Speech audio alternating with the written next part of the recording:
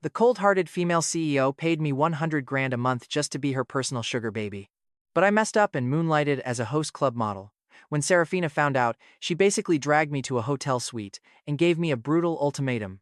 Play nice, or she would stop paying for my desperately sick sister's hospital bills. With my back against the wall, I signed my life away on a contract of pure slavery. After that night, her twisted need for control went completely off the rails. My hand barely brushed against a female senior at school, and this psycho made me kneel on the floor and scrub my hands in burning rubbing alcohol for an entire hour. The sharp chemical stench burned my nose, leaving me completely lightheaded. Then, Serafina's voice cut through the air, icy enough to freeze hell itself. She simply said, "Enough. Get up and go shower," she ordered. I dragged my stiff body off the floor, my aching knees begging for mercy. I stared at my reflection, locked the bathroom door, and turned on the water. As the freezing shower hit my skin, a wave of pure humiliation crushed me. Deep down, I knew fighting back was impossible. Humoring this yandere psycho was the only way I would survive. Suddenly, she yelled through the door, asking what took me so long, and why I had been in there for 30 minutes. Her sharp shout snapped me back. I said I was almost done. I hurried to dry off, threw on a robe, and stepped out. Serafina was waiting right outside the door like an absolute final boss. Leaning close, she actually sniffed me like a hound. Finally, she nodded. "Now that is how you should smell." She lifted a perfect, manicured finger, hooked it under my chin, stared deep into my soul for a solid minute, and finally smirked. Asking if I felt wronged, she mocked me for crying like a baby. I lied, claiming I just got some dust in my eyes. I fought hard to hold back the tears. If even a single drop fell, she would stomp whatever pride I had left right into the floor. "Never mind," she sighed. "I will stop teasing you. Come here." Serafina tapped her lap, signaling for me to sit. For an adult man, this was the ultimate humiliation. A grown man sitting on a woman's lap like a helpless toddler is embarrassing enough, but then she snapped, demanding I open my closed eyes. I looked up, meeting her arrogant stare. Suddenly, she squeezed my cheeks and forced a hard kiss right onto my lips. Look, as my little canary, you really need some self-awareness. You ought to know how to act without me teaching you every single time. Seriously, you are just so clumsy at making me feel better. Keep this in mind forever. As long as that contract stands, you belong only to me." And her voice practically dripped with pure, territorial rage. "If I catch you flirting with another girl again, I will snap your fingers like dry breadsticks." The more insane she sounded, the harder she squeezed, her nails sinking into my skin like some complete psychopath. "Sister, it hurts," I whimpered. She mocked me. "Oh, so you actually feel pain? Then do you also remember your poor little sister Aurelia is still stuck in a hospital bed?" I wanted to weep, but I had no tears left. Honestly, the college was not built just for me. Bumping into other students is literally just a part of normal life. "Go wait in the lounge," she commanded. "Your college military training starts the day after tomorrow and runs for 2 whole weeks. Do not bother returning at lunchtime. I will have a driver pick you up when it gets dark." I shut the lounge door, slid down against the wall, and exhaled a massive sigh of relief. I honestly thought she was about to make me drop out. I closed my eyes and prayed to the heavens. "Please, during my 4 years here, do not let me run into any more crazy girls." But then, I did some quick mental math. Wait, it would not even take 4 years. Serafina said that under our agreement, if I cleared the debt, I was free to walk away. At worst, I only had to survive 3 years. By that time I would have saved plenty. I already had the $400,000 she gave me when we met, plus $100,000 a month for living expenses. If I did not blow cash like an idiot, paying her back within 3 years was totally doable. Just thinking about that made me feel way better. Standing right outside, Serafina had absolutely no clue I was busy doing financial gymnastics in my head. Had she known, things would never have been this easy. Soon, mid-September arrived, bringing the start of our college training. The school I went to was the Qinghai-affiliated medical university. Her illness made me want to become a doctor who saves lives. This was also the only major where other students did 4 years, but I had to struggle through 5. On day 1, they had us standing at attention under the brutal sun for 2 straight hours, roasting like rotisserie chickens. During a quick break, I found a nice shady spot and collapsed. "Go sit somewhere else," she demanded. She claimed the spot. Suddenly, a girl in camo gear towered over me, hands on her hips, looking at me like pure garbage. "Why should I move? There is plenty of open space. Why fight me for this exact tree?" I snapped back. She casually pulled a $500 bill from her designer wallet. "Take this 500 and beat it." I could not believe she was throwing cash around just to sit on some dirt under a tree. Seeing this, a guy nearby immediately chimed in, asking the pretty lady to sit there for just $300. She ignored him completely, pulled out more bills, and offered to add another 500. Without thinking twice, I snatched the cash and happily moved away. She kept mocking me, thinking I was just a greedy peasant. She sneered that poor people are pathetic and easily bought, admitting she actually thought I had a spine. She had no idea I owed Serafina nearly $4 million. A few hundred is small, but every single cent counts. Besides, like the old saying goes, only an idiot turns down free money. Suddenly, she called out to me again, telling me to get over there. I looked around to make sure she meant me. I asked what she wanted. She ordered me to buy her a cold Pepsi, telling me to keep the change. She casually tossed a $100 bill my way. Honestly, making cash has never been this ridiculously easy. I happily ran over to the convenience store and grabbed 2 cans of Pepsi, one diet and one regular, just in case this bratty princess wanted something to complain about. She grabbed the diet one, took a few big gulps, and threw the other can back at me. "I do not drink sugar," she said. I decided to be nice. I warned her not to drink so fast. Chugging ice-cold soda right after working out is terrible for your health. She shot me a glare of pure annoyance and asked if she had requested my opinion. She threatened to pay someone to beat me up if I spoke again. Talk about ungrateful. She had zero common sense. She was truly a spoiled rich girl. I just shook my head, took my rejected soda, and walked off. On my way back, I stopped by the clinic for 2 bottles of heat stroke medicine, just in case her body completely gave out. Right after finishing her cold drink and stretching, she suddenly clutched her chest as dizziness hit her like a freight train. Her entire body began to ache, shivering and breaking into a cold sweat. She was clearly malfunctioning, and I saw it instantly. Talk about perfect timing. I had literally just warned her. I rushed over and asked if she was okay. I asked if she needed the clinic. She glared at me, pale as a ghost, gasping to ask if I had poisoned her. My brain short-circuited. I groaned, asking what on earth was wrong with her. My mind was spinning. You chugged ice-cold drinks right after intense exercise. That causes an electrolyte imbalance. Not my fault. I was completely speechless. Why did you not tell me sooner? She snapped, accusing me of wanting to humiliate her.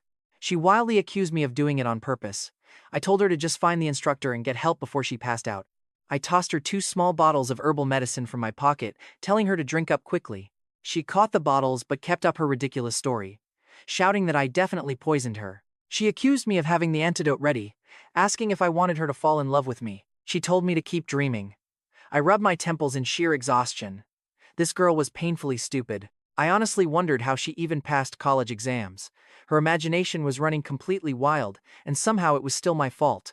Not wanting to waste another second, I turned around and sprinted off to find the drill instructor. Following my pointing finger, the instructor saw her leaning against a tree, throwing up. His face paled, and he rushed over. I bet deep down he was complaining about how there is always one of these fragile flowers every single year. The instructor said if she was all right and needed the clinic, while Alara clutched her stomach, looking absolutely pathetic.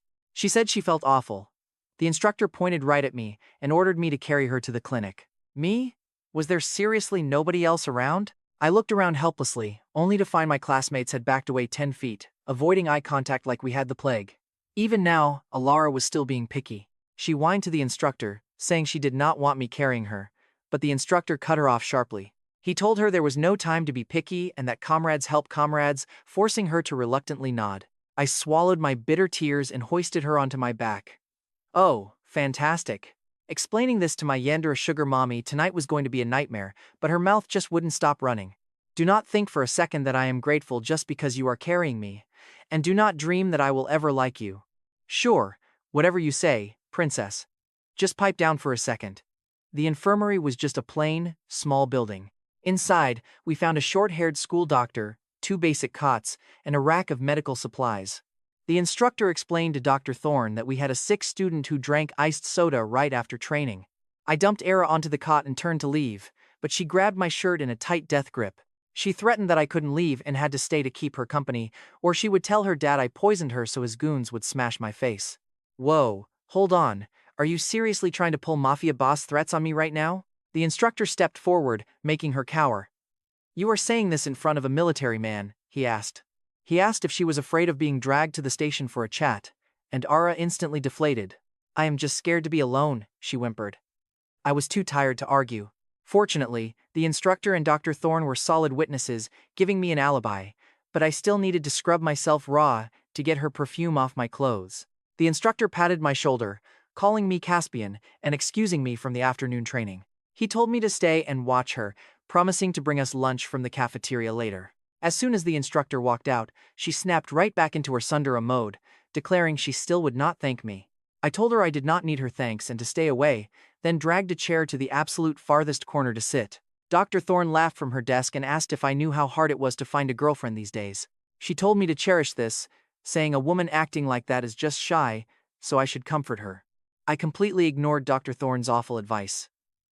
If my sugar mommy found out I comforted her, I would be dead.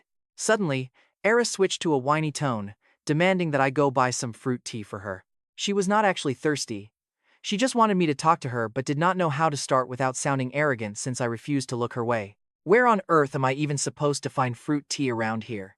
There is only a small snack stand in the cafeteria, and we are not friends. Why should I serve you? Then be my minion, she offered, promising $30,000 a month to be on call 24/7. Terrible deal. I told her to find someone else. She tried to argue, but I had zero patience left and completely ignored her. We sat in a bizarre, stubborn silence all the way until noon, when the instructor walked in carrying 4 lunchboxes. Sensing the awkward tension, he fake coughed, saying the cafeteria made braised chicken legs today. Giving me 2 boxes, he whispered that we got pretty lucky and that he only bought them to impress Dr. Thorne. Ah, so that was his little game. I silently opened my box and started inhaling my food. Ara snatched her lunchbox and took a massive, unladylike bite. Karma struck instantly, sending a grain of rice right down her windpipe. She started coughing violently, spraying the unchewed rice from her mouth right all over my face. Do you literally not know how to eat? Do you have a personal feeder at home? I scrambled up, frantically grabbing tissues to wipe the half-chewed rice off my face and clothes. She tried to yell back, but she was choking too hard on her food to speak, making her cough even worse. Dr. Thorne kindly handed her a paper cup, telling her to drink some warm water and soothe her throat. After dealing with my cold, straightforward attitude all morning, this small act of kindness almost made her burst into tears. Despite acting like a tyrant, she was still just a spoiled kid. I coldly warned her not to cry, since this was not her mansion. Nobody here is going to cuddle you. She sniffled twice, forcefully sucking her tears back in. Behind Dr. Thorne's back, the instructor gave me a massive thumbs up, calling me an absolute legend. Staying completely unbothered by a girl that pretty was a straight-up superpower in his eyes. He saluted my iron will. After finishing my meal, I cleaned up the trash, grateful for the scheduled midday nap. Otherwise, the weaklings would not survive the afternoon drills. I am heading back to the dorms. Have fun sitting here alone, I said, making her whine about how cruel I was to leave her. Ara pouted like a tragic soap opera star, demanding that she was staying right here, and I had to stay too. She declared I could not leave until school ended, which made anger boil inside me. I already had to serve Serafina at home. Now I had to cater to this spoiled brat at school too. Did she really think I was just some spineless doormat? At least Serafina paid me 100 grand a month to deal with her drama. I turned and walked straight out. She stomped her feet, absolutely furious. Everyone had always catered to her whims, so meeting a stubborn brick wall was a shock. Her expression shifted from wounded pride to pure resentment, and then to a strange, obsessive curiosity. Somehow, I had officially caught her attention. By the time afternoon training wrapped up, Laura was still a no-show. She was likely still sulking in the clinic or had thrown a fit and gone home. Honestly, not my problem. Still, the wealthy girl paid well. I walked away with an easy $1,090 today. While I stood spacing out by the school gates, a luxury car glided to a stop. Serafina sat in back, lowering her window. She asked if I had been a good boy today. I instantly understood the threat hiding behind those words. Sincerity was my only shield against whatever punishment she had cooked up. Honesty is the safest option. Ara watched the whole exchange from a distance, realizing he must be a young master from a wealthy family. Why had she never heard of an elite in Qinghai City with that name? No wonder he had the nerve to treat her like that. He clearly had powerful backing. Era knew almost every rich kid in the local elite circle, but this Caspian was a total ghost. Looking out the window, she asked her driver, Uncle Barnaby, if any new minor families had risen to power in Qinghai City recently. Specifically, ones worth hundreds of millions. Uncle Barnaby frowned, thinking about it, and replied that none came to mind. It was incredibly hard for small families to survive here, unless they had backing from one of the top 10 elite clans. He asked if someone had offended her. Barnaby was sharp, his young miss never cared about boring business stuff. She had likely been embarrassed by someone and feared they had powerful connections. She told him she just ran into a tough guy who ignored her status. Barnaby offered to look into him tomorrow, and she quickly agreed, telling him the guy's name was Caspian. He nodded firmly. Meanwhile, in another luxury car, I sat nervously in the back, agonizing over how to confess what happened today. She asked if I had something to confess. Her intuition was terrifyingly sharp. My mental gymnastics were completely transparent to her. She snapped at me to spit it out and stop stammering. I explained that on the bus to training today, I was forced to sit next to some girl the entire way. Then she got sick, and the drill instructor ordered me to carry her to the clinic and watch over her. I blurted it all out, risking everything. If I didn't confess now, tomorrow's punishment would be slow and agonizing. I promised that the second we got home, I'd go straight to the shower and change my clothes. My voice shook with panic, terrified of a sudden backhand. The truth was, Serafina already knew every single detail. Her private investigators were top tier. They had already compiled my whole day into a neat spreadsheet, complete with high-definition photos sent straight to her inbox. She was just testing to see if I'd lie. I cautiously asked if she was mad at me. Since I was honest and reported everything, she decided not to punish me. She leaned her head against her hand with closed eyes, looking relaxed. My frantic explanation didn't seem to faze her at all. The moment we stepped inside, I scrambled to put on my slippers, raced upstairs for the fastest shower ever, threw on a fresh shirt and jeans, and hurried back down. She ordered her little canary over to massage her legs. I quickly complied. Over the months, kneeling on the floor to serve her had become normal, even though it felt incredibly degrading. Serafina casually asked if she should put on her silk stockings. My filter failed completely, and I blurted out my honest thoughts before my brain could stop me. Facing her rapid-fire questioning, my defenses crumbled. "Yes, please," I muttered. She asked if those were my true feelings. Her gaze was purely seductive as she lifted my chin with a stocking-clad foot. I nodded. She asked if I loved her, and laughed, calling me a liar when I said yes. But she loved hearing it anyway. Serafina knew I didn't love her yet. We had absolutely no foundation for it. I was just playing the sweet-talking canary to keep my patron happy, but my lack of feelings now didn't mean they couldn't change later. She was actually plotting to have a baby with me, keeping me chained to her side forever. If I ever tried to run, she would weaponize the kid to completely crush any plans of escape. Medically speaking, she was already approaching the age for a high-risk pregnancy, so she wanted to start preparing within the next 2 years, before I paid off my debt and bolted. 30 minutes later, my hands were cramping. Serafina lounged on the sofa, lost in thought. Every so often, she flashed a warm, radiant smile. "You can take a break, boss. Shall we serve dinner now?" Pippa, her assistant, had been standing off to the side for 30 minutes, too terrified to interrupt her massage. "Pippa, you should call him young master. Do not make me tell you again, or mistake my kindness for weakness." The temperature in the room instantly plummeted to absolute zero. Pippa broke out in a cold sweat. "I will remember, boss," Pippa stammered. I stood up, stretched my legs, and we walked to the dining room, sitting close. "See if this suits your taste," Serafina said, her voice dripping with an eerie gentleness. I was so used to her tyranny that this sudden warmth made me incredibly paranoid. This felt like a trap. I thanked her, saying I was not picky. She offered an oyster, but panic set in these dishes were way too potent. We had chicken soup with goji berries, raw oysters, and braised kidneys. And a massive bowl of medicinal wine sat right before me. The smell alone packed a heavy punch. If I drank all this, the herbal energy would definitely trigger a massive nosebleed. "Try some of this wine," she urged. "I got it specially from one of my uncles. It supposedly boosts vitality and strengthens the body. Your physique is far too weak anyway, so let us test the effects. If it works, I will have more brewed for you." I stared at the bowl of wine, my face twisting in agony. Seriously, who drinks liquor from a soup bowl? If I chugged this, would I even be able to walk tomorrow? I told her I did not know how to drink. "What did you just say?" Instantly, her gentle act vanished, and the tyrant boss was back. "You have military training tomorrow, and if you cannot get out of bed, I will just write you a sick note." She lifted the bowl herself, pressing it to my lips. Her message was clear. "Drink it yourself, or I will force it down your throat." Left with no choice, I leaned back and took a sip. It hit my tongue and was so harsh I almost spat it out. But she was too quick, clamping her hand over my mouth to force it down. "Good boy. Take another sip. You are just not used to it. Here, eat some food to wash it down." She offered a piece of kidney with her chopsticks, using her free hand to catch any stray drips. That liquor was ridiculously strong. Just a few sips in, my head started spinning. Serafina was acting so weird tonight. She seemed desperately focused on some hidden agenda. Come on, finish the entire bowl right now. I stared at the murky liquid as my stomach churned. I wanted to run, but her arm wrapped around my waist like a steel vice. Too terrified to refuse, I held my breath and chugged down the entire bowl. A sharp burn brought tears to my eyes. The alcohol hit me instantly, making my head float. Things were getting pretty dangerous. I was losing my grip on reality. I shook my head wildly, jumped up, and bolted straight toward the stairs. I did not even care about the soup anymore. Perfect timing. Serafina purred. Let us head to the bedroom for some close bonding. She went upstairs and ran herself a hot bath. I, on the other hand, was completely doomed.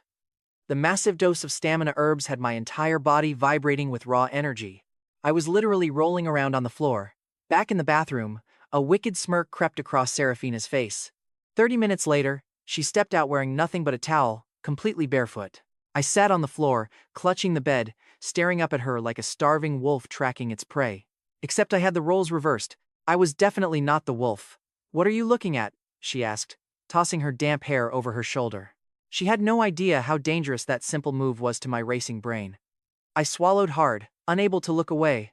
Giggling softly, she leaned against the bed and beckoned me with her finger, telling me to come over. Your big sister will take good care of you. After a grueling night of intense wrestling, I collapsed into sleep.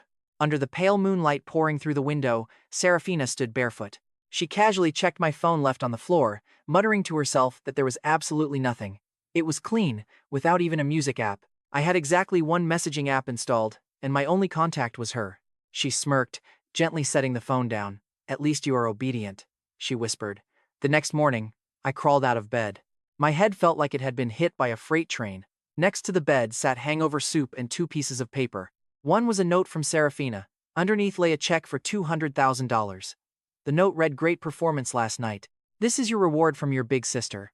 I let out a bitter laugh, carefully tucking the check away. Now I have $600,000. That is one step closer to buying my freedom. But when I dragged my battered body to the training grounds, the instructor took one look at me and laughed out loud. Kid, did you get your life force drained by a succubus? Or did you just reward yourself too much last night? Look at you. Hair is a mess, dark circles under your eyes, and you are walking like a newborn calf. Do you look like a cadet? The class burst into hysterical laughter. The instructor suddenly snapped into drill mode. What is so funny? Start running laps. Keep running until your legs give out. I saluted weakly and started jogging around the turf.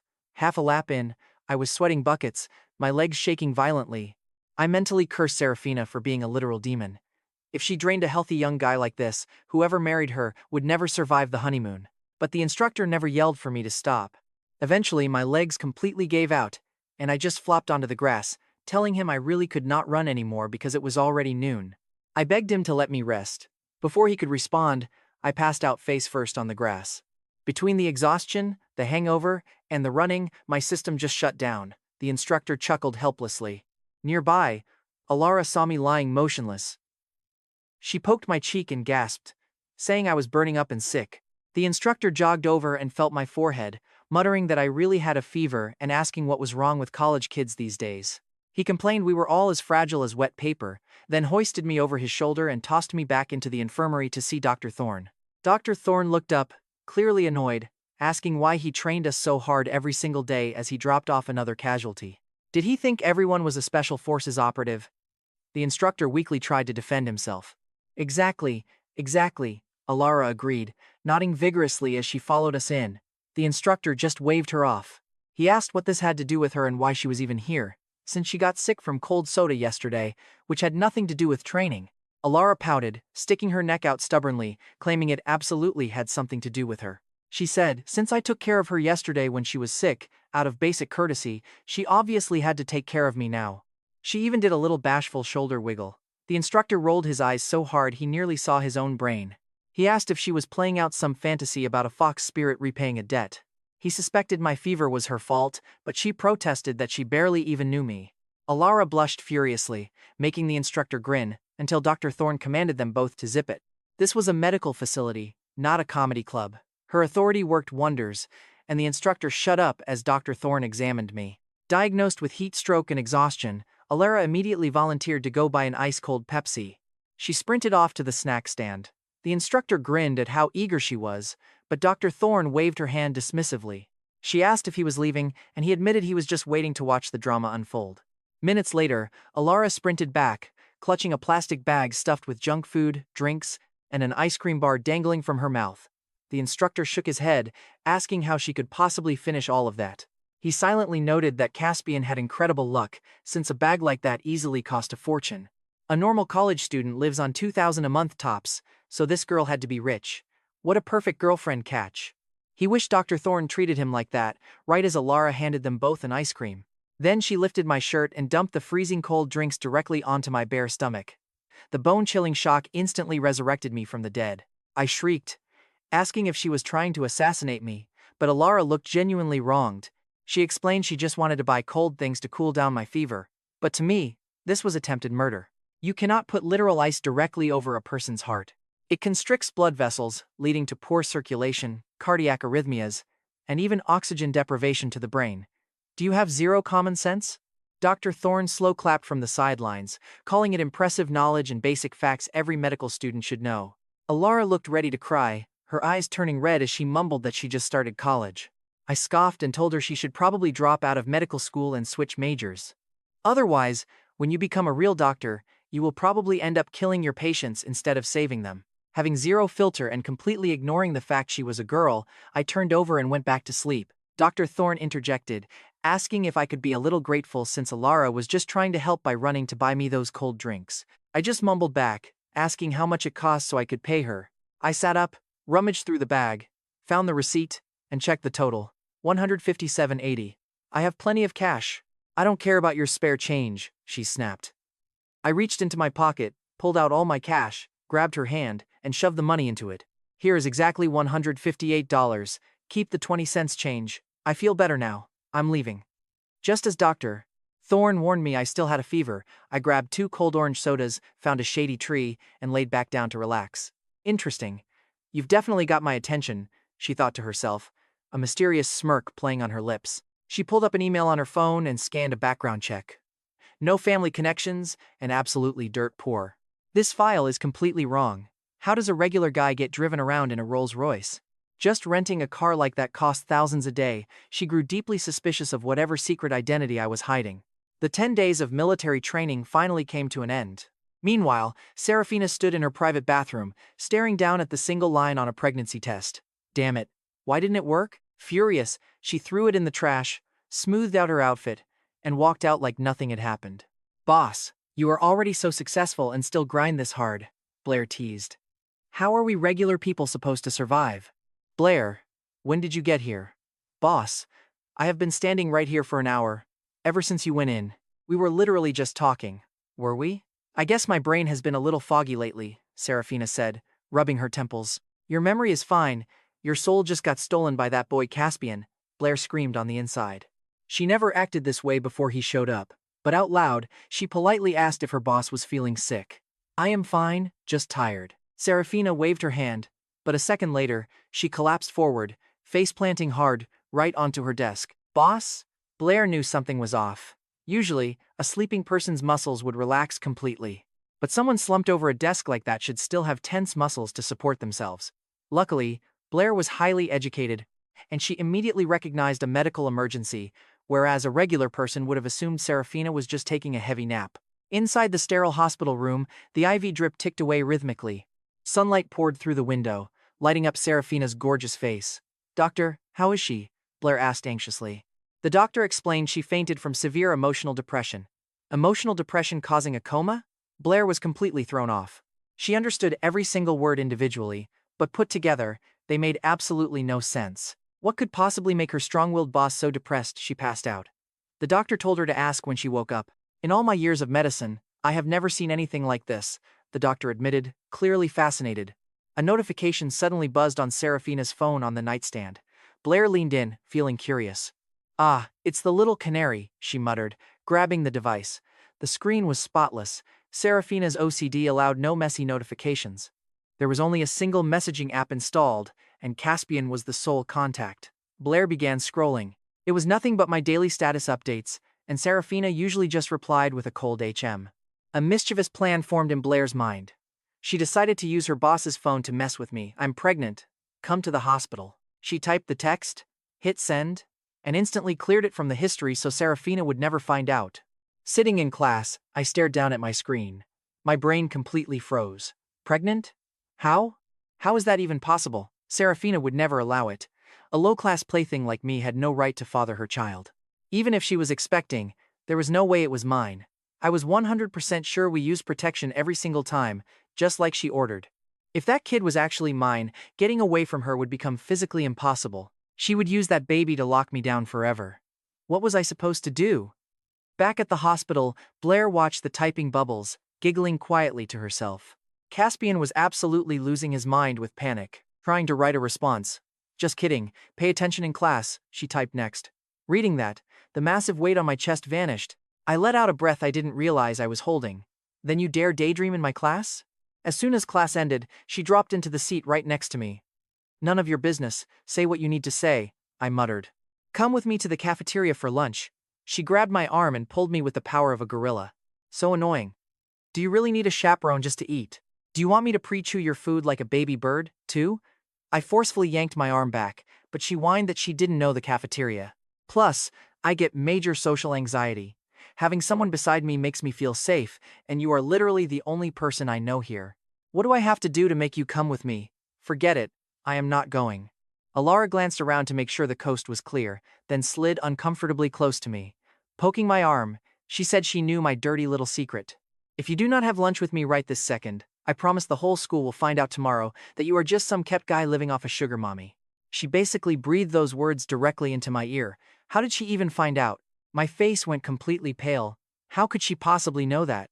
The absolute worst part was that I could not even defend myself because it was actually true. Do not worry about how I found out. Just remember that I hold this over your head for the rest of your life. It all depends on how well you behave. Fine, let us go to the cafeteria right now. See, that is much better. She reached over and gave my shoulder a patronizing little pat. I tried to aggressively slap her hand away, but my reaction time was just a split second too slow. I put way too much power into it, lost my footing, and tripped over my own feet, falling face first. Except I never hit the ground. Instead, I slammed into something unbelievably soft. It smelled amazing, but I was suffocating. Get off me, you pervert. Before my brain could even process what just happened, a sharp pain ripped through my scalp as she grabbed a fistful of my hair. Smack! A stinging slap landed directly across my face. All you disgusting guys are exactly the same, acting totally innocent when deep down you are just shameless, perverted creeps. I froze, completely shocked. Wait, what did I even do wrong? Why am I getting screamed at and slapped? Looking up to ask what her problem was, I only saw Alara rushing out, her face completely red. She looked back to throw one last angry glare my way. Is she actually crazy? Why does her mood constantly bounce all over the place? At least I did not have to go to lunch with her anymore. I let out a sigh of relief. That rich girl was a complete train wreck.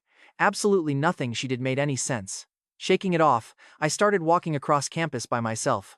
Everywhere I looked, couples were being embarrassingly lovey-dovey, and guys were walking around with their arms slung over their friends.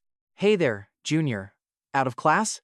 Hearing that terrifyingly familiar voice instantly brought back memories of the time Serafina forced me to soak my arm in rubbing alcohol. I did not even dare look up to see if it was actually her. Terrified that it really was, I decided to play deaf and tried to just breeze right past her. Hey, why are you ignoring your senior? Just when I thought I had successfully escaped, Isold's delicate hand grabbed my sleeve and pulled me backward. Oh, Senior Isold, long time no see. Actually, I have another class to catch. Got to run, see you. I let out an awkward laugh and tried to run. She asked if she was some scary monster, her voice cracking with actual tears. Looking up, I met her beautiful, tear-filled eyes.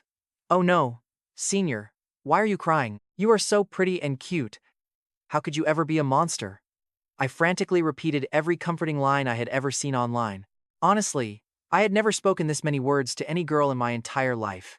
Isolde was the undisputed queen of Qinghai Medical University. She usually kept everyone at a freezing distance, yet here she was, crying over a freshman. If the university forums found out about this, her massive army of fanboys would literally skin me alive. She sniffled and asked why I was avoiding her. I told her it was for personal reasons, but I just did not want to explain. Between Alara's blackmail and this, I was completely drained. Personal reasons? She asked, looking down toward my waist. She asked if I was impotent. Isolde went pale, covering her mouth in complete shock. To her, if a guy turned down a gorgeous girl, he was either totally drained or simply did not like girls at all. Never having dated before, she just could not understand why a guy would not be interested. I asked what was wrong with her head. No, that is not the problem, I sighed, amazed by her wild imagination. She asked if I had a girlfriend. No, I replied instantly. To me, Serafina definitely did not count as a real girlfriend. Only someone you date with the goal of marriage counts. So, she asked, are you interested in trying it out? What do you think of me? Her face turned red with a mix of shyness and hope. She really wanted a sweet college romance. But suddenly, another voice cut in saying he is not interested because he is taking me to lunch. Alara appeared out of nowhere, cutting off her confession. Honestly, she pretty much saved my life right there. Who are you and why is this your business? Isolde's face instantly fell. It is my business, Alara snapped. Stepping aggressively directly between us, Alara intentionally shoved her shoulder into Isolde, asking if she had a death wish. Bump me again, I dare you. If you keep bothering him, I will pay people to completely ruin you. Try me, Alara shot back, radiating pure venom. Without another word, Isolde raised her hand and slapped her clean across the face. Ara shrieked as she swung her hand back, yelling, "Did you just slap me? Do you even know who I am? My own father has never touched me." Watching them break into a brutal, full-on fight made me panic, and I immediately rushed in to tear them apart. A crowd of gossip-hungry students was already gathering, pulling out their phones to record the mess. If this ended up online with some cheap clickbait title like Epic Campus Love Triangle Brawl, I would be completely ruined. I could not split myself in two, so I just threw my body between them, using my arms as human shields to force them apart. Because of that, every stray punch and scratch hit me. Stop, stop, please. It is all my fault. Just stop fighting. Everyone is laughing at us, I begged, pleading with them until they finally stopped. Put those phones away and delete that video right now. Ara screamed at the crowd, letting loose her typical, spoiled rich girl attitude. I grabbed both of them by the arms and hauled them away from the scene, but Ara kept squirming, screaming over her shoulder the whole time. If anyone uploads that, I will ruin your entire life. I finally snapped, yelling at her to shut up. She gasped, "Did you just yell at me? You have some nerve." Ara stared in pure disbelief. But Isolde just sneered, so what if he yelled at you? Look at you acting like a spoiled, whiny brat. Do you honestly think the entire world is your father? Isolde mocked sarcastically. Hey, you are supposed to be backing me up. Can you not see this psycho is bullying me? Ara snapped, hitting my shoulder in frustration. You two can literally fight to the death for all I care. I am out of here. I was done dealing with their drama. Honestly, this disaster was technically my fault anyway, and I could not afford to make enemies out of either of them. I was just a regular, nobody student. But the second I met Isolde, her whole vibe screamed old money. Months around Serafina had sharpened my radar for rich people, but Ara was even more obvious. Any girl who casually throws down $1,000 just to sit under a tree definitely has a bottomless trust fund. Seriously, why were these rich girls avoiding the usual script? Weren't they supposed to study in Europe and marry some wealthy corporate heir? Why the hell were they slumming it in med school? A brutal path known for horrible hours and furious patience. Wealthy girls clearly had too much free time. I had crossed paths with 3 of them in just months. This campus was a minefield. Hey, who said you could leave? Era barked, jogging after me. Isolde was not about to lose, so she followed right behind. From the absolute second Isolde saw Ara, she loathed her to her core, demanding to know why she was following us. Do you own these roads? Era sneered, adding she would have her dad buy the whole campus tomorrow and pave over everything just to ban Isolde from walking. Unless you learn to stick to the walls like a lizard or grow wings, Ara ranted, throwing a total tantrum. Oh, listen to this child, Isolde laughed, treating her like a little kid talking in her sleep. What are you even talking about? Do you have any idea how massive a job repaving an entire campus is? Forget the money, you cannot just tear up roads on a whim. I was completely shocked by her utterly delusional worldview, but she just shrugged. So what? I will just have my dad buy the school, then we can do whatever we want. I sighed, you are actually crazy, I give up. Her train of thought was so completely unhinged, I realized hanging out with her for too long would literally give me brain damage. In the cafeteria, Era whined that the food was absolutely disgusting. She frowned at her tray, complaining that her private chef's fancy fried rice was 1,000,000 times better. Era took a single bite of the sprouts and spat it straight out, gagging that it was greasy garbage. I just stared, realizing how hopelessly spoiled she was. Isolde, on the other hand, had zero rich girl attitude and was quietly, elegantly eating her lunch like a normal person. If you can't eat it, just leave it. Don't waste food, I said, secretly rolling my eyes. It is terrible. Am I not even allowed to state facts? Eris snapped.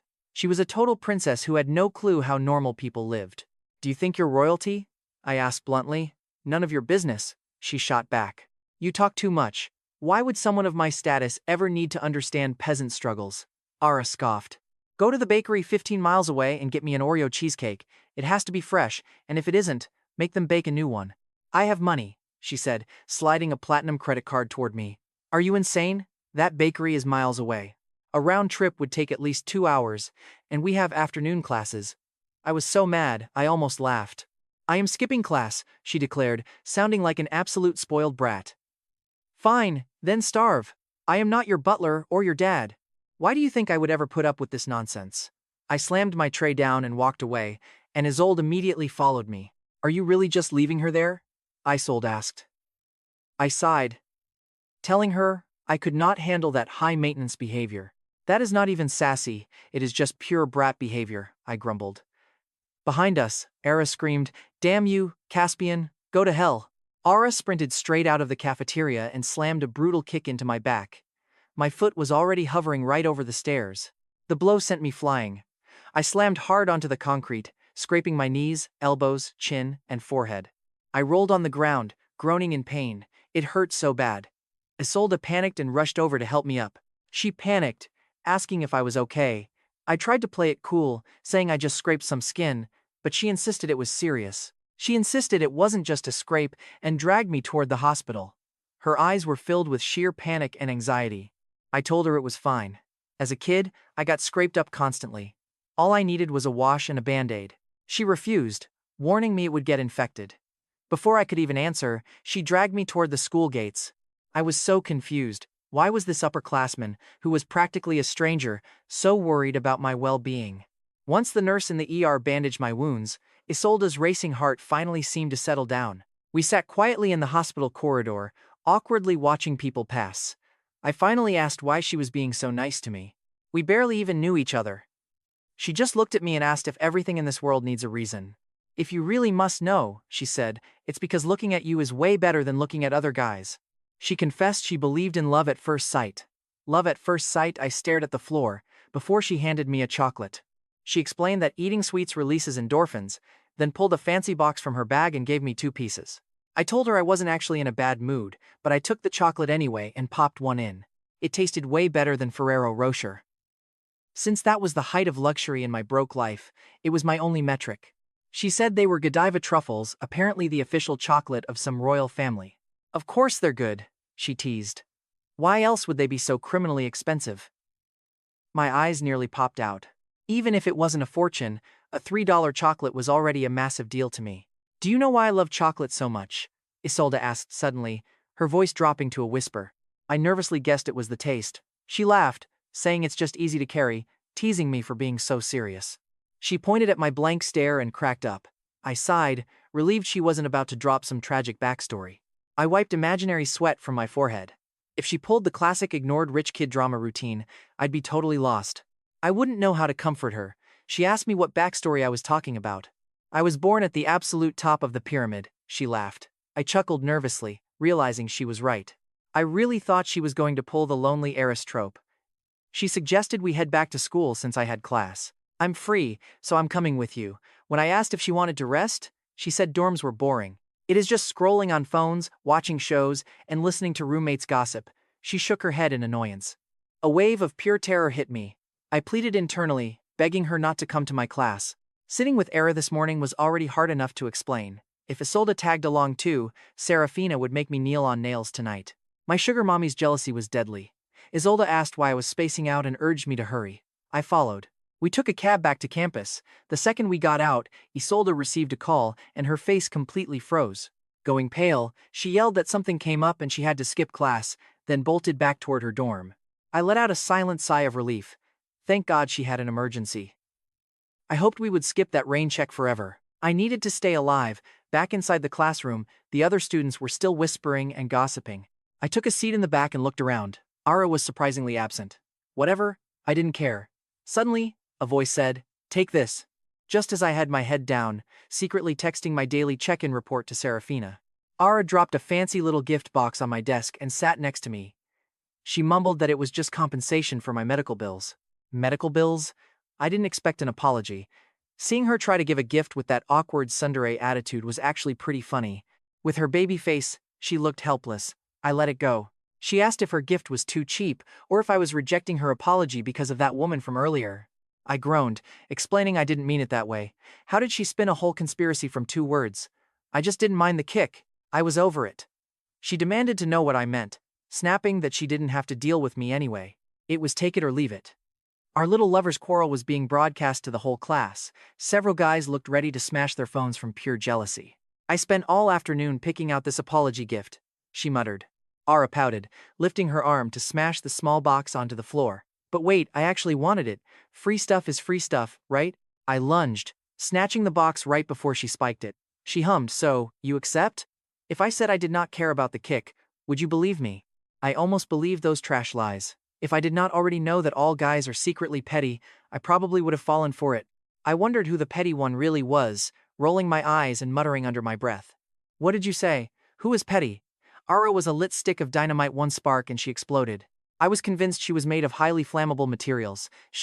Keep it down. Everyone is staring. She just shrugged. They should be. It is a privilege to look at me. I told her she was sick and needed a brain scan. I bow to your delusion, I surrendered. Her endless confidence made her act like the world was her personal reality show. Does your arm still hurt? She mumbled, do not misunderstand. I am just asking as a concerned classmate. I told her to put some medicine on it. It does not hurt as much, she muttered. I slipped the small gift box into my pocket, having a strong feeling this little peace offering would come in handy later. After class, I packed my bag to head back to my golden cage. Let us go grab afternoon tea, she insisted. She violently yanked my backpack strap backward with her tiny hands. Huh? Look at the time, what afternoon tea? Who drinks tea at 5 p.m.? If we go now, we will ruin dinner. She snapped at me to stop whining I was coming whether I liked it or not. I grabbed my phone, furiously deleting the text about being out of class that I was just about to send to Serafina. Then hurry up, she said. I have to be home early tonight. She dragged me by the arm, ensuring I could not escape. Look, we have been walking forever, and passed at least 5 coffee shops.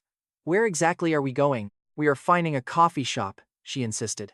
Hallucinating, I looked back at the cafes we passed. Ignoring me, she dragged me through winding back alleys until we finally reached a tiny cafe tucked on a quiet corner. Looking up at the sign, I was speechless. It was literally called a coffee shop. Who actually names a business that?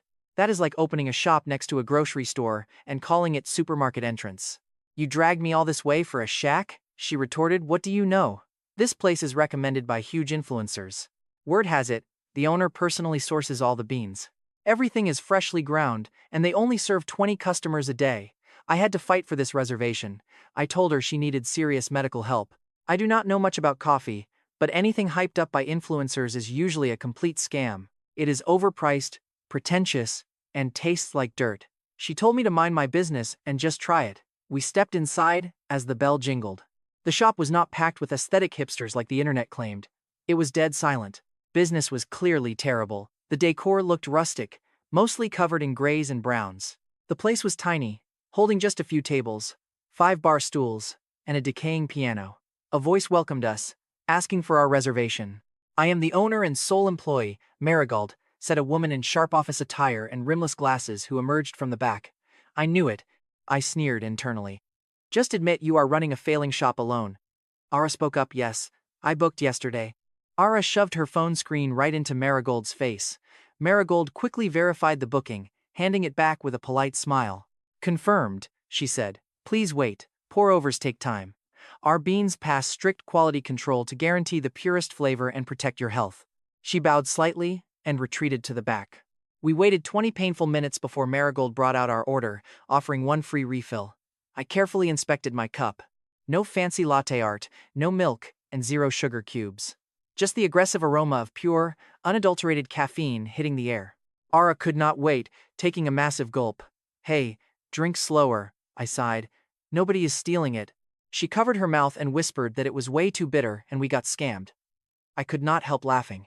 I told you they prey on gullible trend followers. She slammed her cup down. I cannot drink this.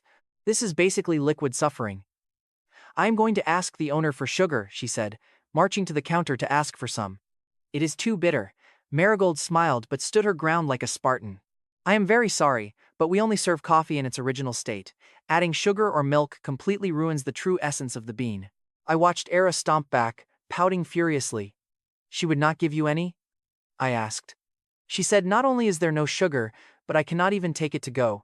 She insisted that I have to drink it right here, with absolutely no sugar or additives allowed.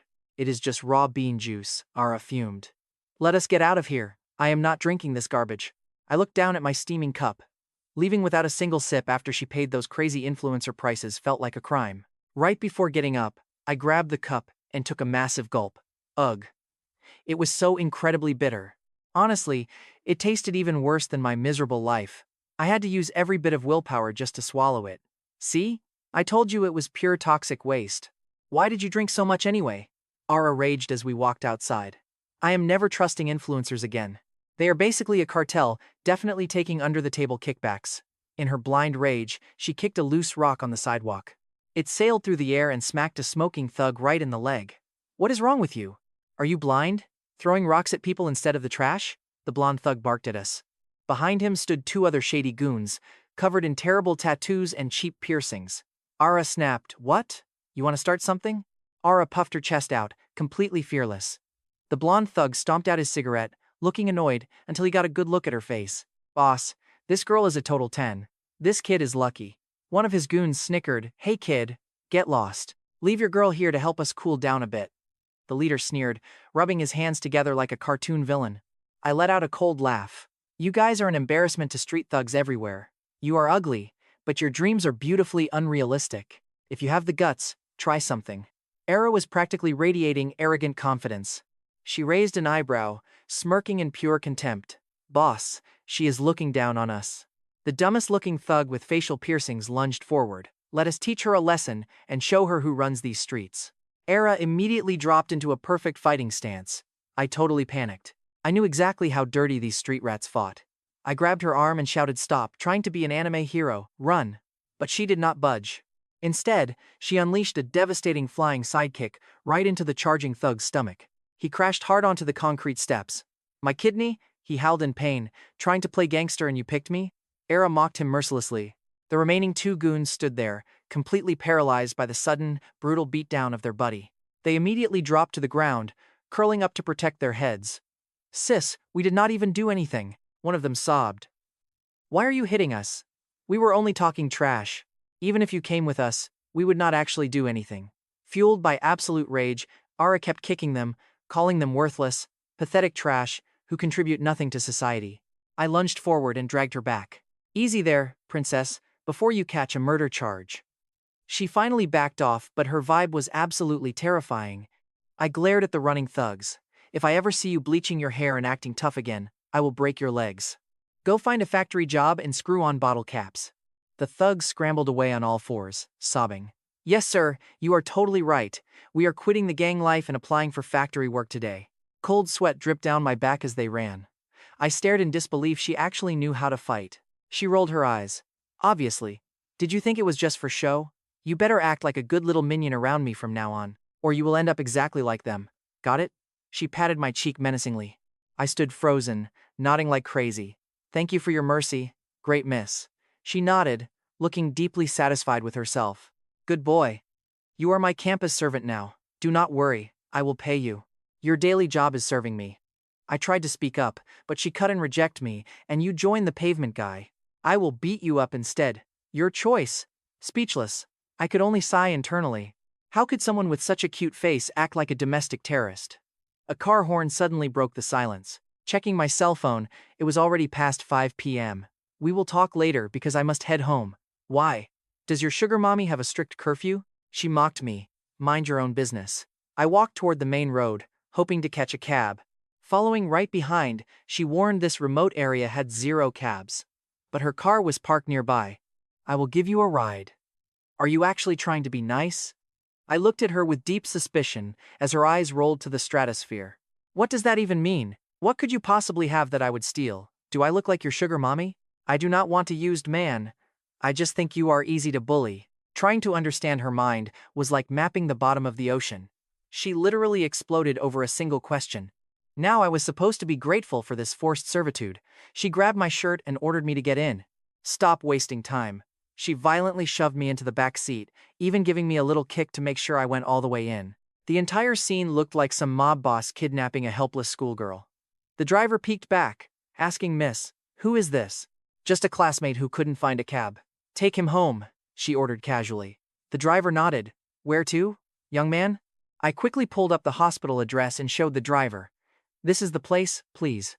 Barely 5 minutes ago, Secretary Blair had texted saying she was off work. She ordered me to get to the hospital and watch over Serafina. Apparently she fainted from pure exhaustion. The moment we arrived, I practically scrambled out of the car, thanking Era over and over. "Thanks for the ride," I said, rushing off. She just wore her typical icy expression and dismissively waved me away. I gently cracked open the door to the VIP room and crept inside. Blair was staring out the window with an amused smirk. "Well, look who finally decided to show. Why so late after school?" "Confess your sins because I saw everything," she teased. She was obviously fishing to see what I did all afternoon. "I had classes," I mumbled, nervously glancing at sleeping Serafina. Blair just smirked.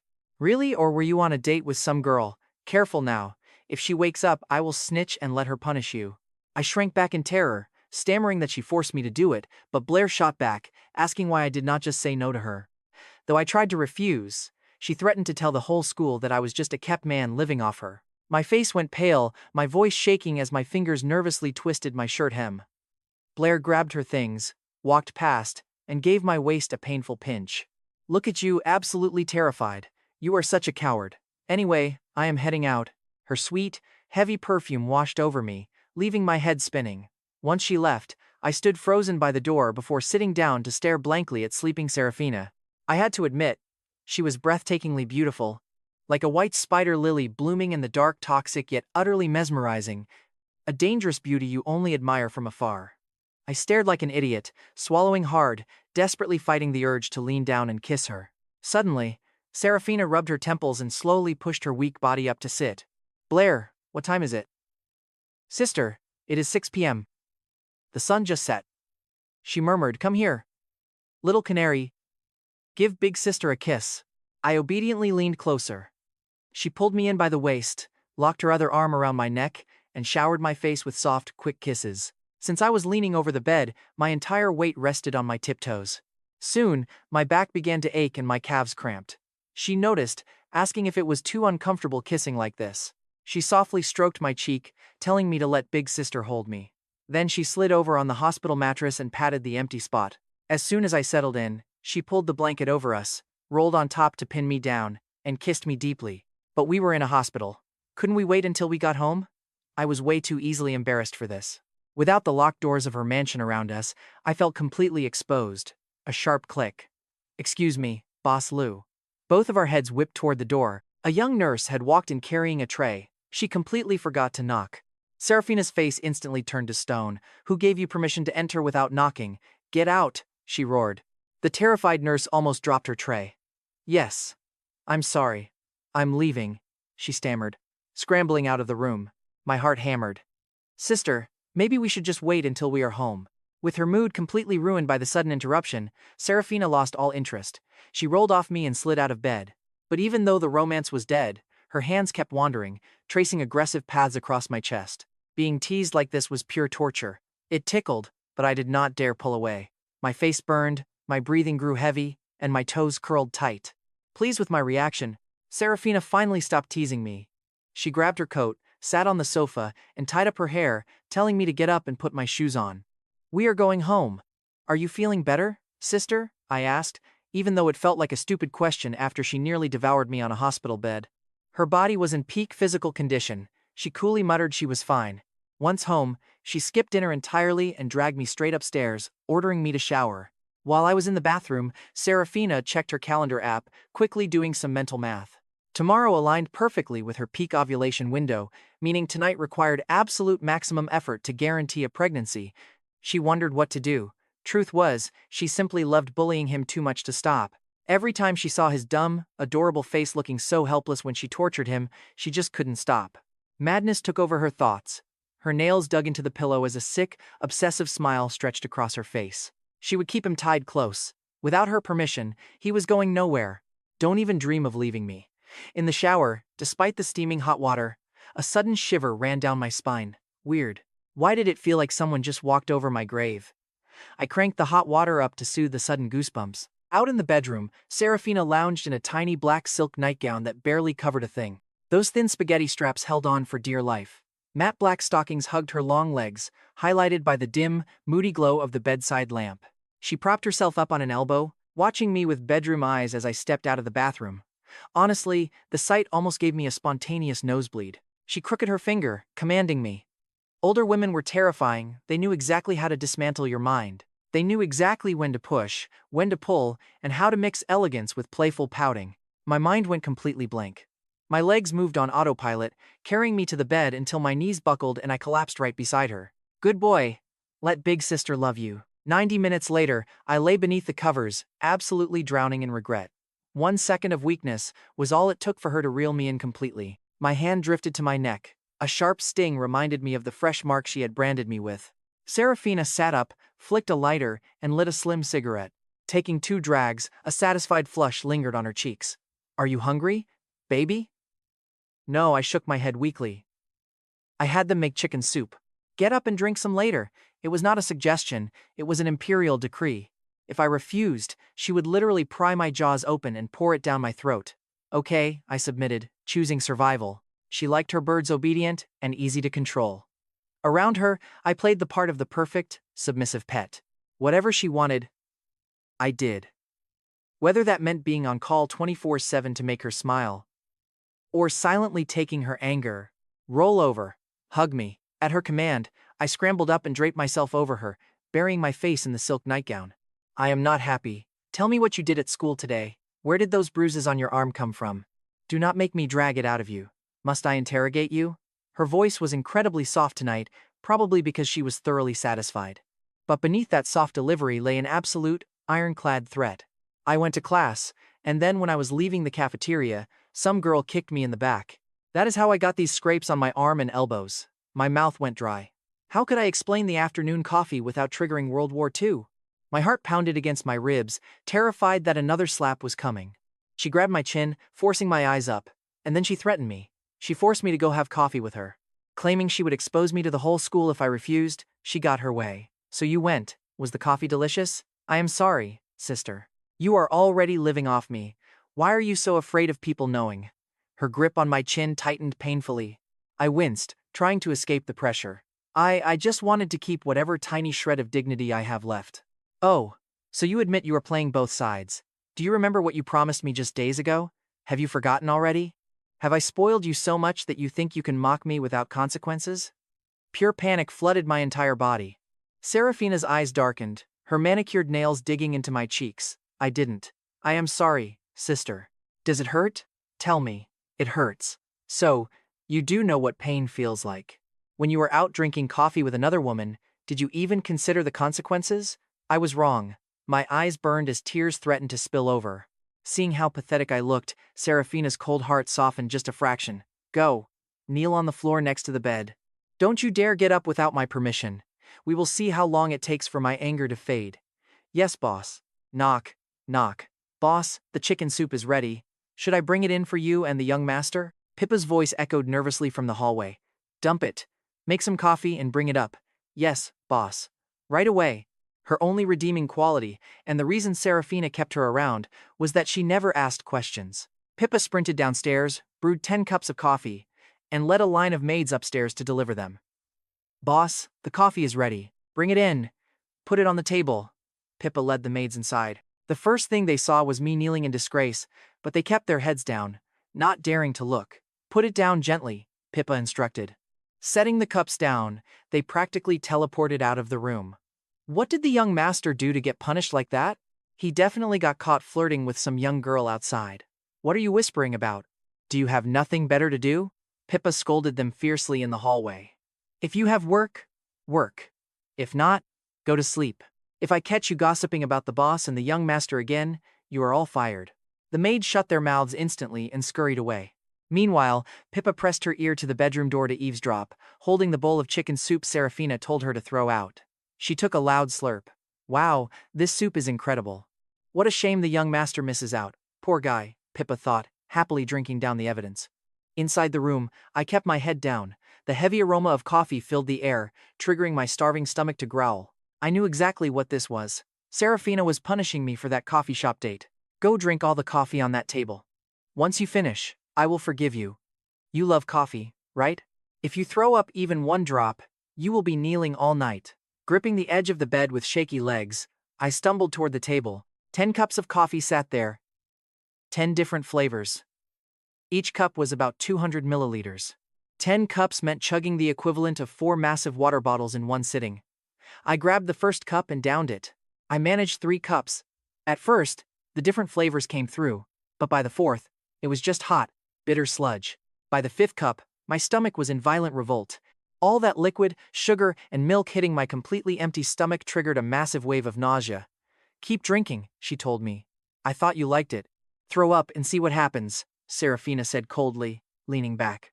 I picked up the 7th cup, desperately trying to swallow the rising bile, but before it even touched my lips, I dropped the cup and sprinted to the bathroom. Everything I had just forced down came violently splashing back up into the toilet. After purging the coffee, my stomach was empty, but my appetite was completely dead. The nausea felt even worse now. Herc. I grabbed a wad of toilet paper, wiped my mouth, flushed, and stumbled back to Serafina. Sister, I cannot drink anymore. My stomach is killing me. Oh, it hurts, does it? Didn't you enjoy it earlier? You seem pretty happy having afternoon tea with that girl, she sneered, raising her leg and kicking me hard in the stomach. The room spun. My legs buckled, and I collapsed hard on my backside. Get up and kneel, she demanded. Did I say you could sit? I was so dizzy from throwing up. And that kick made my tailbone and knees scream in absolute agony. Serafina showed zero mercy. Keep kneeling. I am going to sleep. Don't even think about slacking off. I will turn on the light every hour to check on you. Sometime in the middle of the night, my body completely gave out. I collapsed and fell asleep right on the carpet. Serafina switched on her bedside lamp. She reached down and nudged my cheek with her toe, but I did not react at all. Only then did she quietly slip out of bed, effortlessly scoop me up, and lay me on the mattress. The second I felt the soft blankets, I instinctively shifted, burying my face into her chest. I wrapped my arms around her and drifted right back to sleep. Such a good boy, my little troublemaker is so cute, she whispered, brushing the hair out of my eyes. She stroked my cheek, tracing down to my lips. She slid one arm under my neck, wrapping the other tightly around my waist. You smell so good, Manhwa. Playing the cold, heartless dictator all day is just exhausting. I only get my reward in the dead of night. Nobody has any idea how hard it is to control this addiction. I am terrified that if I treat him too nicely, he will take me for granted. So, I have to play hot and cold. Only when he is deeply asleep can I actually hold him like this. Serafina was greedily inhaling my scent when a buzzing phone interrupted her paradise. It was not hers. She propped herself up, glaring at her phone on the charger.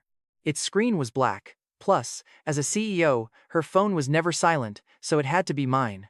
Let's see which little snake is trying to seduce my baby at this hour. If I catch you, I will break your legs tomorrow. She patted me down, checking my shirt, pants, and under the blankets, finally finding it stuffed under her own pillow.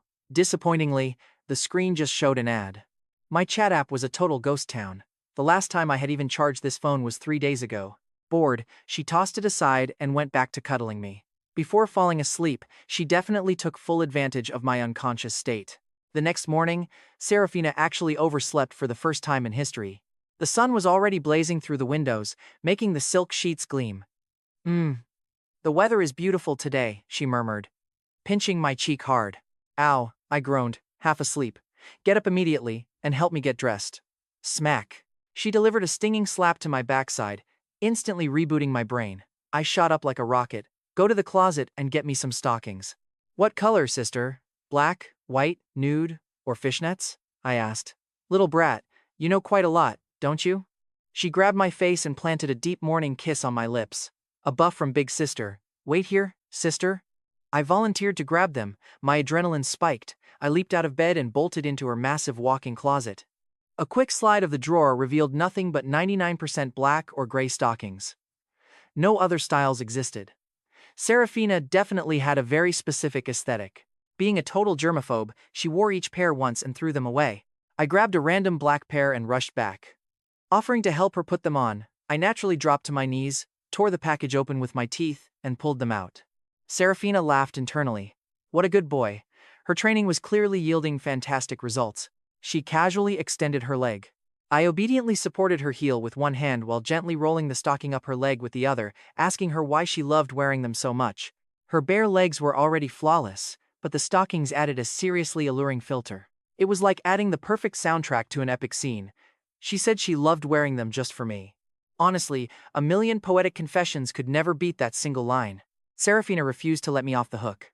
When I claimed the room was just hot, she playfully questioned if it really was. She playfully fanned my face, then swiftly hooked my chin and pulled me in for another deep kiss. Then she smoothly suggested we go eat, mentioning her heavy paperwork for the day. Her transition had zero hesitation. I barely had time to process before following her downstairs. 4 unfinished cups of coffee sat on the side table while Pepa waited downstairs. Her daily routine was simple: manage the maids, slack off, serve the boss and her canary, get chewed out, and sleep. Greeting us warmly, Pepa ordered breakfast to be served, snapping her fingers in a failed attempt to look cool. The maids immediately served a massive breakfast.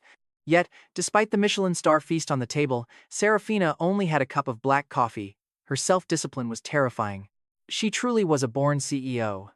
When she casually asked if I had Saturday classes, I replied that freshman year is pretty relaxed. When asked if I wanted to make food, my eyes lit up and I nodded. She invited me to the office that afternoon, promising a mall trip afterward to get me new clothes and shoes. I asked if I could visit my mom, explaining that she struggles on her own, and I was getting worried. Flashing my best puppy dog eyes, I watched a tense silence fill the room. She agreed to go with me, but warned I only had 1 hour before visiting my sister. I thanked her enthusiastically. Tossing her a trendy finger heart, I watched her pause, enjoying my sweet talk. When he is sweet and obedient, he is adorable. But when he misbehaves, he is practically begging for a lesson. Outside, the chauffeur stood by the Rolls-Royce, wearing white gloves. After breakfast, we climbed in. Serafina naturally wrapped her arms around my waist and buried her face in my neck. The chauffeur watched in his rearview mirror. He desperately wanted to ask if we were heading to the office, but he was terrified of interrupting the boss and getting fired tomorrow over some silly excuse like stepping in with his left foot first. She ordered him to drive to the office. The chauffeur let out a massive sigh of relief and started the engine, thanking his lucky stars. Because of our late start, Serafina did not arrive at her office until past 9 in the morning. Secretary Blair stared like she saw a ghost. She was probably imagining a dozen catastrophic business emergencies to explain the delay. But the moment I stepped off the elevator right behind Serafina, her wild theories ground to a halt. With the truth obvious, Blair nudged me with her elbow. Impressive. You actually made the most disciplined CEO in history oversleep. You are a certified record breaker. I did nothing of the sort. She punished me until late last night. So obviously she overslept. Groaning while dragging my tired body along, I just wanted to sleep. She joked that older women are like hungry wolves, her eyes sparkling with eager gossip as she demanded details. I told her to clean out her mind. I only had coffee with a classmate, but my sister got jealous, making me kneel and drink 10 cups of coffee until I threw up. Blair called me a legend, having a gorgeous sugar mommy at home but still using my pretty face to flirt with college girls. She teased that I deserved it. Before I could object, she pressed a finger to my lips, shushing me. According to her, men always chase 18-year-old girls until they are in the grave. Blair sneered, casually driving her sharp stiletto heel right into the back of my knee.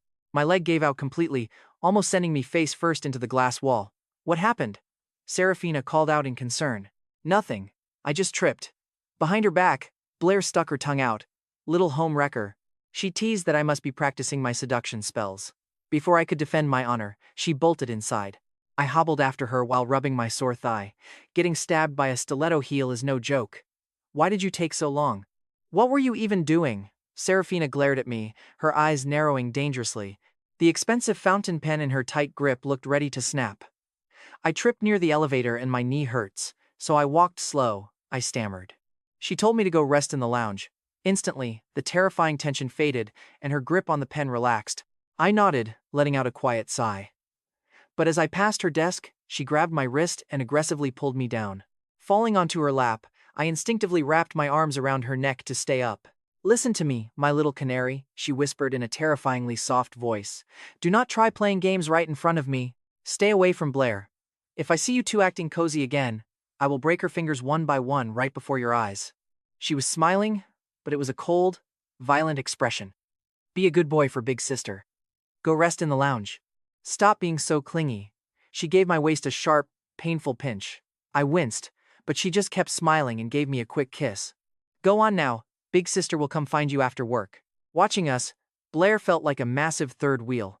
Feeling completely shut out, she left. Meanwhile, inside the lounge, I paced back and forth. I paced between the bed and sofa, agonizing over how to explain things. There was no way I could let Blair take the fall for an affair that never happened. It was so unfair. Besides, we were totally innocent. 3 hours later, the lounge door opened. Serafina stepped in, her legs long in dark stockings. Blair and I did nothing wrong, I pleaded. Please. I stood there like a child awaiting punishment, head low, twisting my shirt. Are you trying to threaten me, or begging for her life? She cut me off instantly, sitting on the edge of the bed and crossing her legs. Her heel dangled from her toes, looking deadly yet seductive. Do you think I am blind? My office has glass walls. I saw you two flirting right outside my door. You have some nerve. I never knew you had so many cheap tricks ready.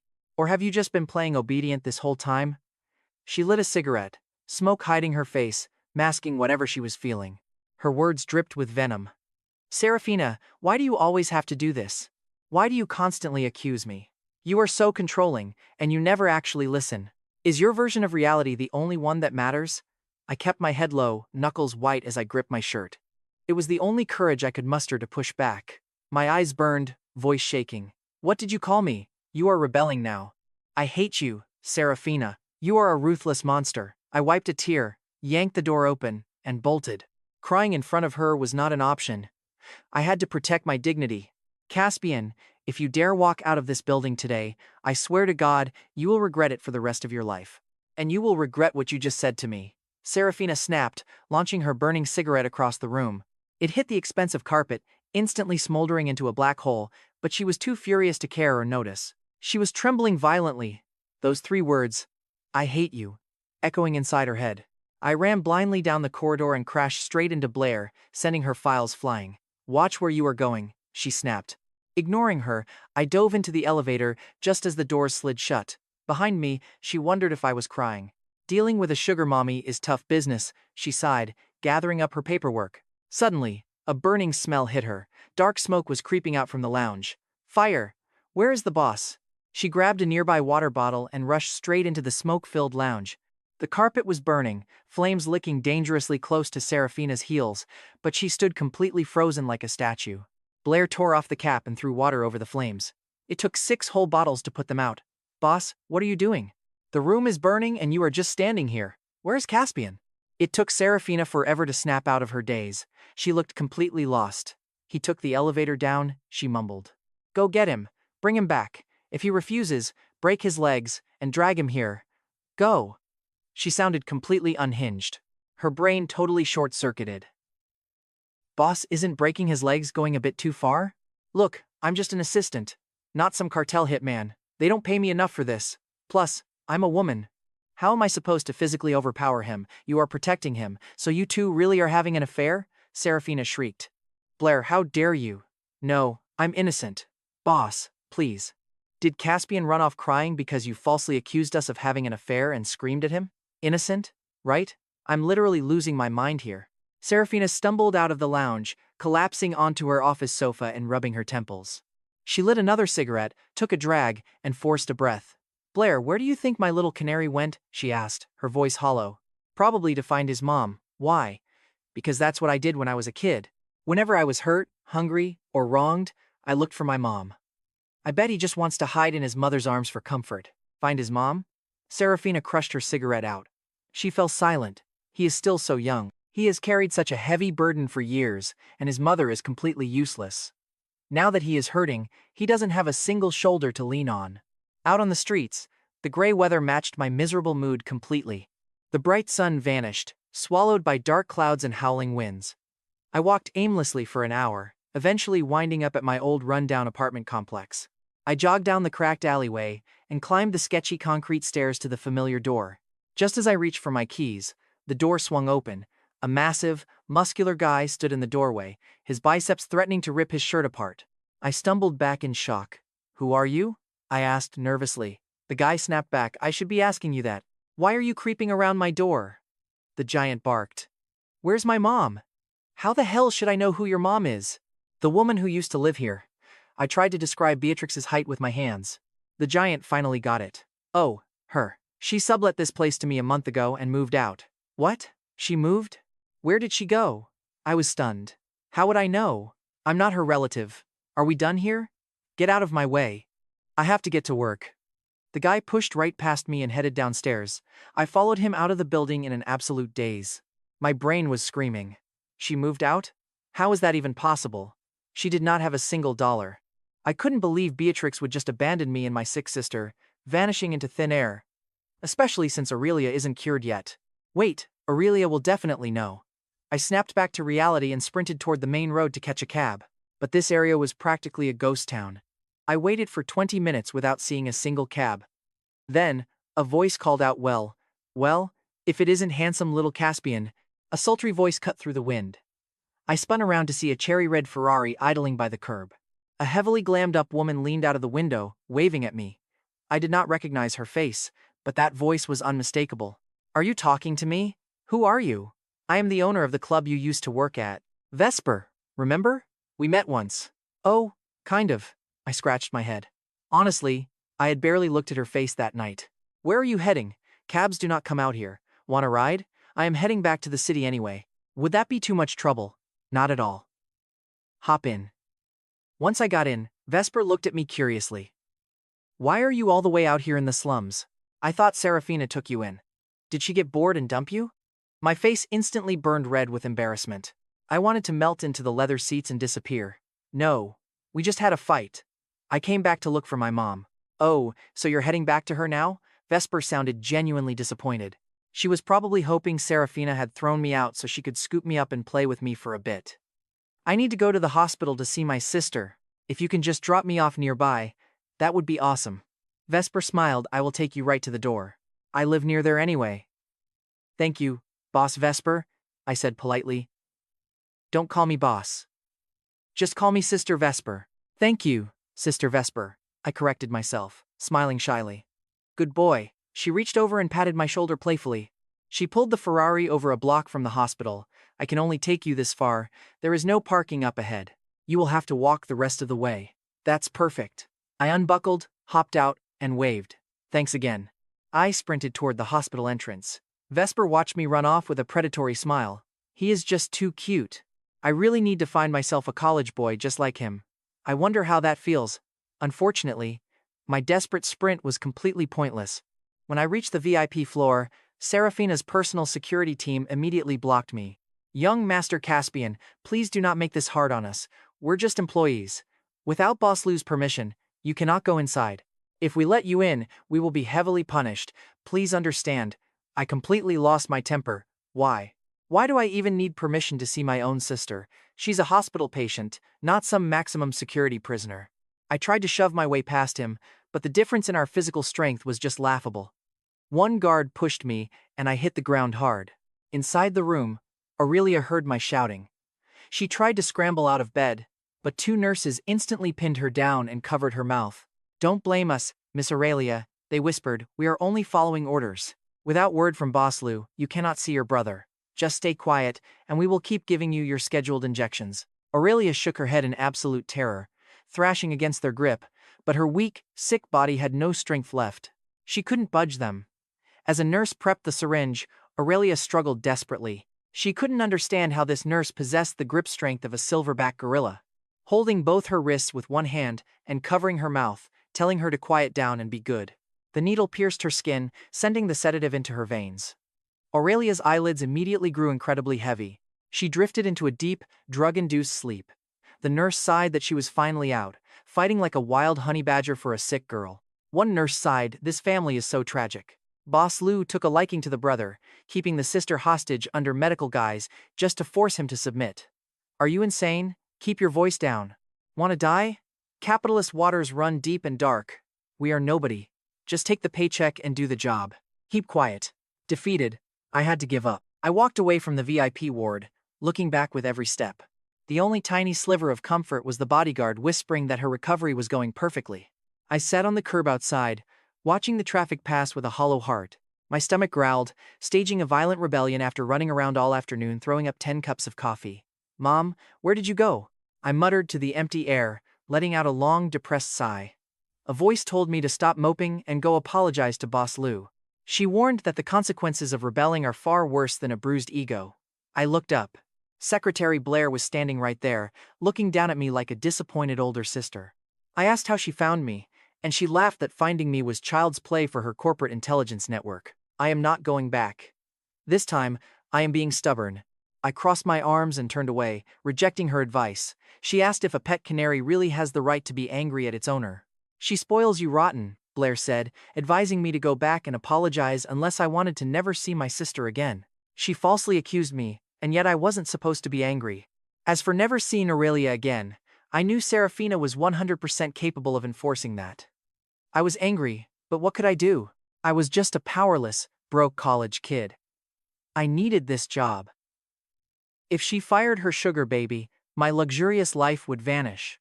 My sister's medical bills would completely crush me. With Serafina's influence, I would probably never get hired in this city again.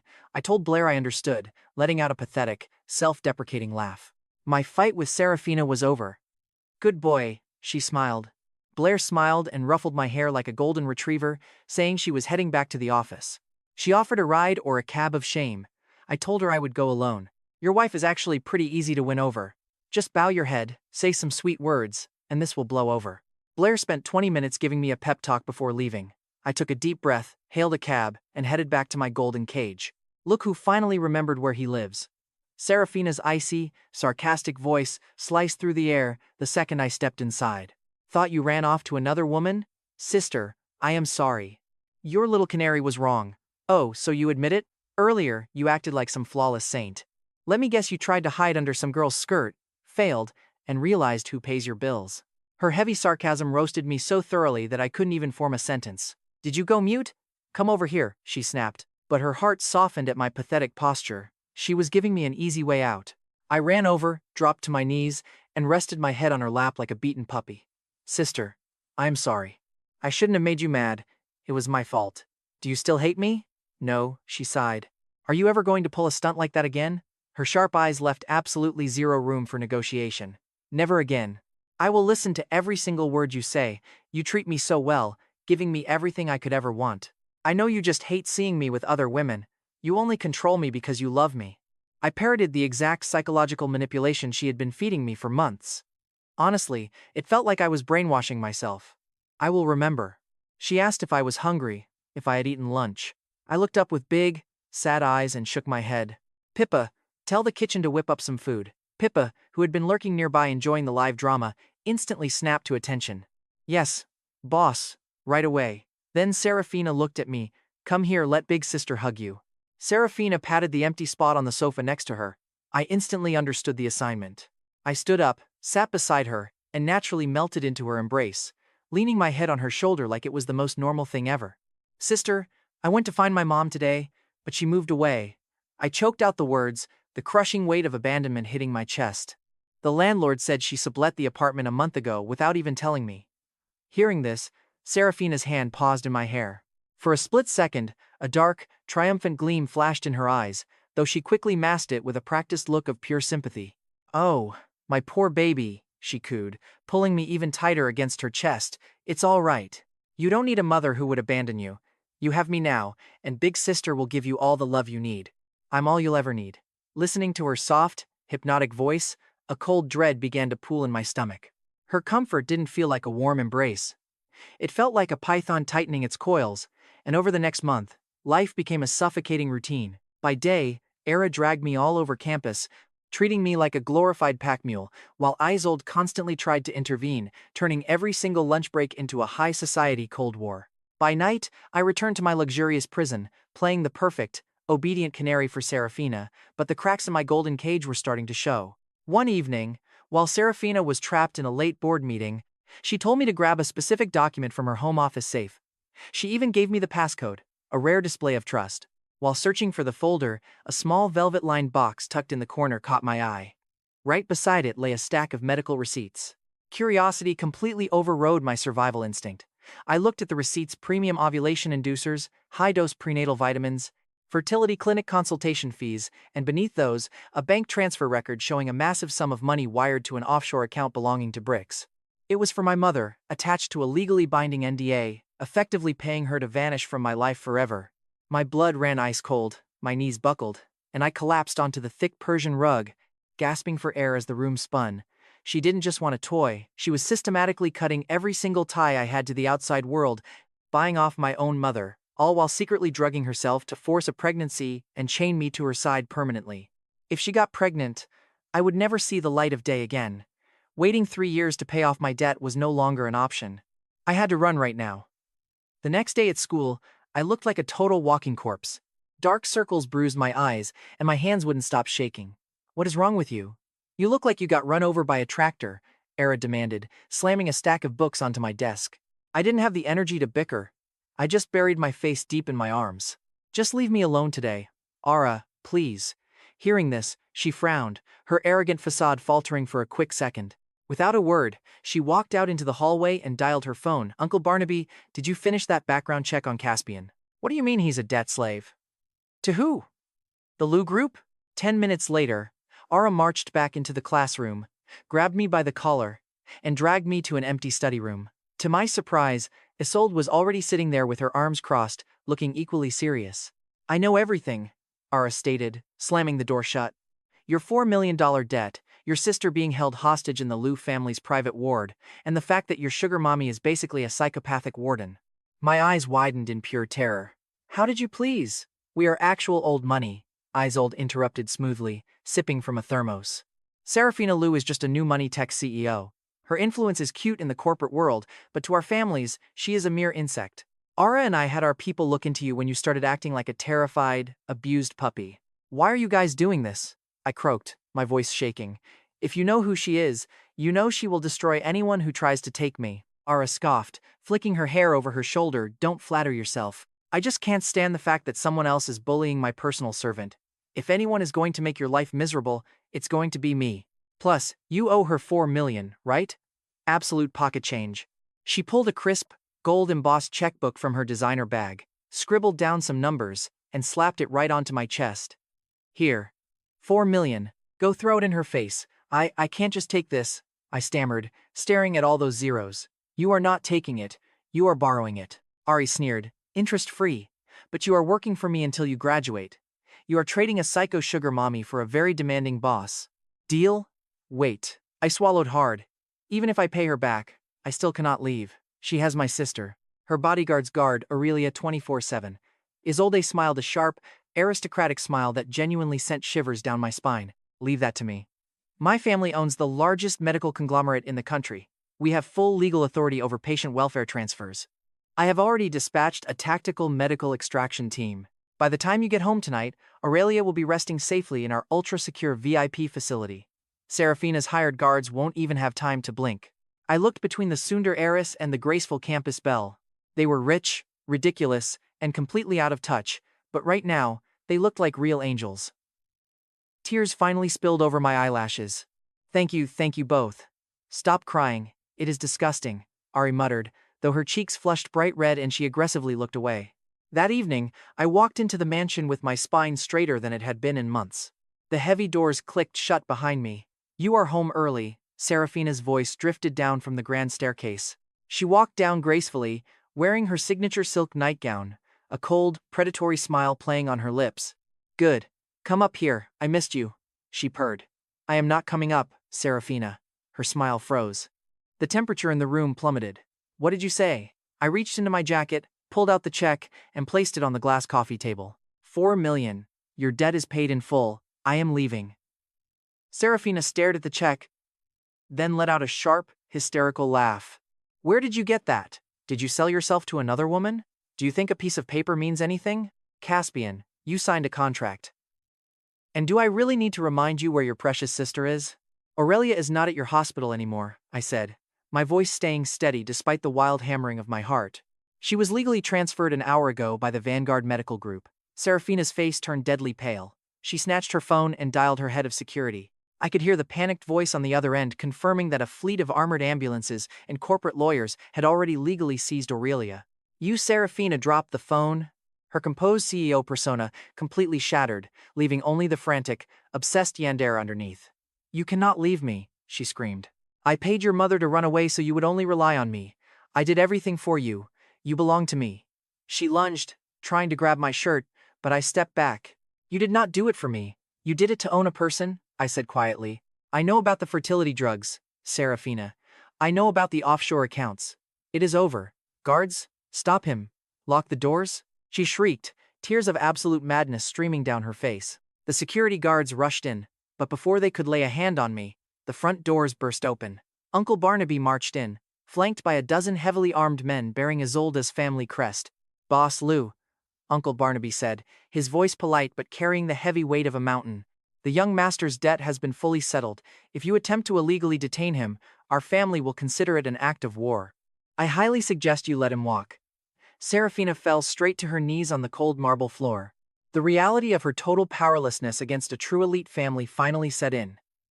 She reached a trembling hand toward me, sobbing hysterically. "Caspian, please do not leave me." I looked down at her one last time. She was beautiful, wealthy, and completely broken. "Goodbye, big sister," I said, and walked right out the door without looking back. The cool night air hit my face, and for the first time in nearly a year, I could finally breathe. I was free. The next morning, I visited Aurelia at Isolde's private hospital. She was smiling, comfortable, and completely unaware of the massive war that had just been fought over her. As I walked out of the clinic to head over to my morning classes, a bright red sports car aggressively swerved and parked on the curb right in front of me. Ari rolled down the window, sliding a pair of designer sunglasses down her nose. "Get in, minion. You are late for your shift. I need you to go buy me an iced Americano from that shop, all the way across town." Before I could even answer, a sleek silver Bentley pulled up right behind her. Isolde elegantly stepped out, holding a bento box wrapped in expensive silk. "Junior, ignore her. I made you a healthy breakfast. You need to recover your strength." "Hey, he works for me now," Ari yelled, slamming her car door wide open.